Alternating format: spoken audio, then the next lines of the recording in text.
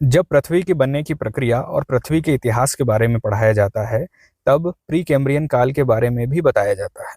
Pre Cambrian इरा 460 करोड़ साल पहले शुरू हुआ और लगभग 54 करोड़ साल पहले खत्म हो गया।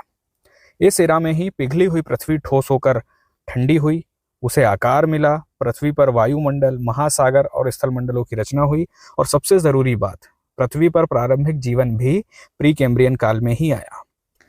इसी समय पृथ्वी की और भारत की सबसे पुरानी पर्वत श्रृंखलाओं में से एक अरावली का भी निर्माण हुआ।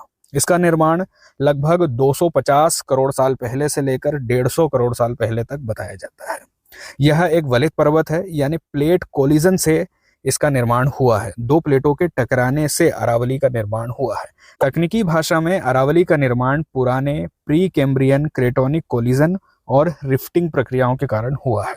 अरावली का वर्तमान विस्तार गुजरात से राजस्थान और हरियाणा से होते हुए दिल्ली तक है। इसकी कुल लंबाई लगभग 750 किलोमीटर है। माउंट आबू में इसकी सबसे ऊंची चोटी गुरु शिखर है और इसकी ऊंचाई है लगभग 1722 मीटर।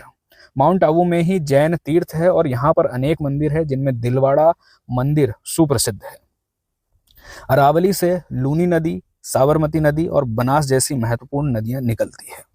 अरावली की पहाड़ियां थार मरुस्थल को पश्चिम से पूर्व की ओर फैलने से रोकती है। अगर अरावली पर्वत को यहां से हटा दिया जाता है तो शायद थार मरुस्थल का विस्तार उत्तर प्रदेश तक हो सकता है। 20 नवंबर को सुप्रीम कोर्ट का एक फैसला आया है, जिसके कारण फैसले की चर्चा हो रही है और अरावली को लेकर चिंताएं जताई जा रही हैं। सुप्रीम कोर्ट ने कहा है कि जो भी पहाड़ियां 100 मीटर से ऊपर हैं, उन्हें ही अरावली पर्वत श्रृंखला का हिस्सा माना जाएगा।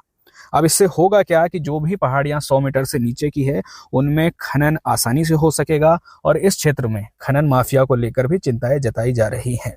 एक चिंता की बात यह भी है कि पूरी अरावली पर्वत श्रृंखला में सिर्फ 8.7% ही ऐसी पहाड़ियां हैं जिनकी ऊंचाई 100 मीटर या 100 मीटर से ज्यादा है। अरावली में 1000 से ज्यादा जानवरों की प्रजातियां और 350 से ज्यादा पक्षियों की प्रजातियां रहती हैं।